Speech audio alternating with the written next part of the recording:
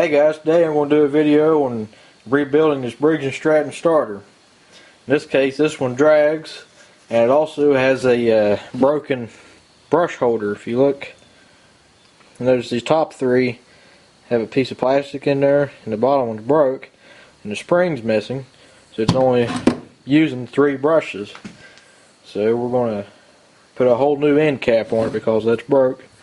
And the whole new end cap includes brushes, the plastic, whole bottom end of it, the new bearing too. Okay, the first thing I'm going to do is I'm going to take this whole assembly off the end of the shaft. The only reason I'm doing this is so I can pull the armature out and grease this top bearing.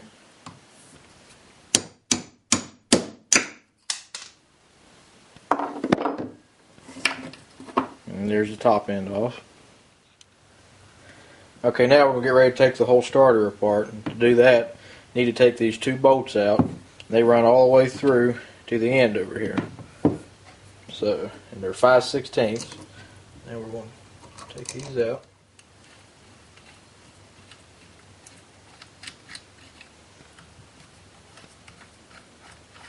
Okay, now we get ready to take it all apart.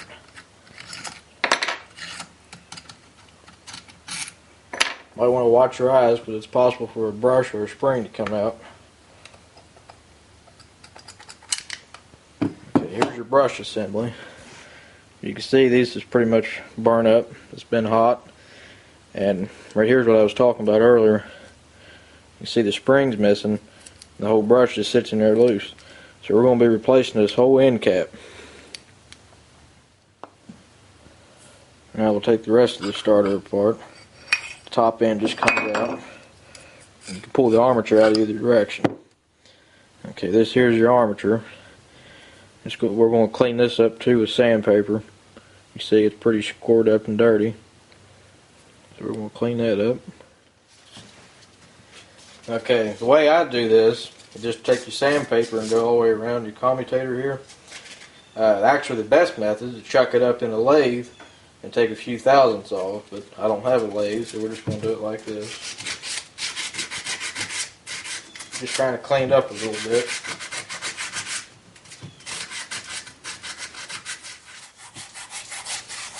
You can also do it like this. This gets more even pressure all the way around it. Now, as you can see, that's pretty well cleaned up, about as good as you're going to get it. Now we're going to clean out the slots. Okay, to clean out the spaces in between each contact here, just take a screwdriver here, just run through it a little bit. Do this one, each one.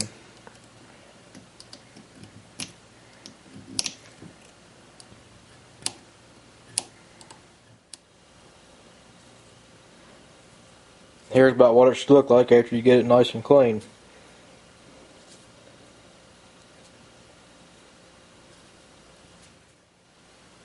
Okay, now the next thing to do is to grease the upper bearing. Just get a little dab of grease. That's probably too much, but you can always wipe off the excess.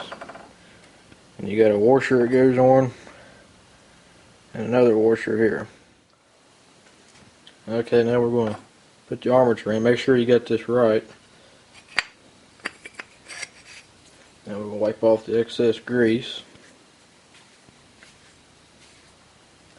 And put the magnets back on the housing. Now make sure this notch is toward the bottom side. Don't put that towards the top. You have to watch the armature here. It'll come out like that.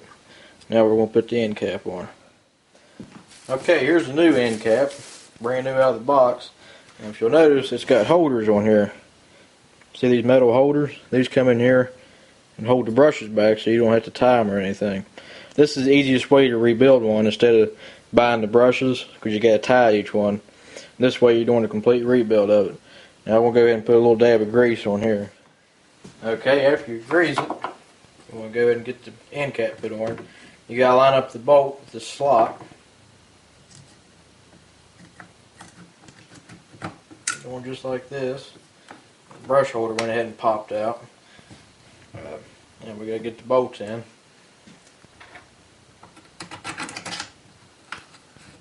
Okay, the starter's rebuilt. I got the bolts tightened up. You want to get them pretty tight, but don't get them extremely tight or you'll crack the plastic.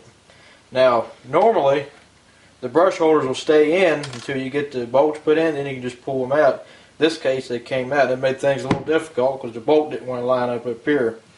So just watch that if you ever have to do that. Now we're going to put the front end back together. This goes on the front. Wind your gear on. It says this side up. See the difference here? Go ahead and put your gear on here. Then we'll get this. Line it up so your roll pin will slide in.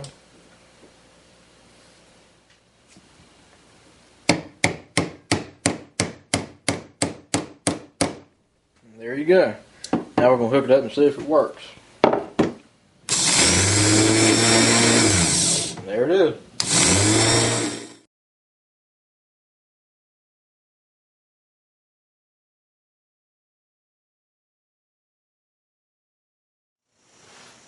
Alright, let's see what it does.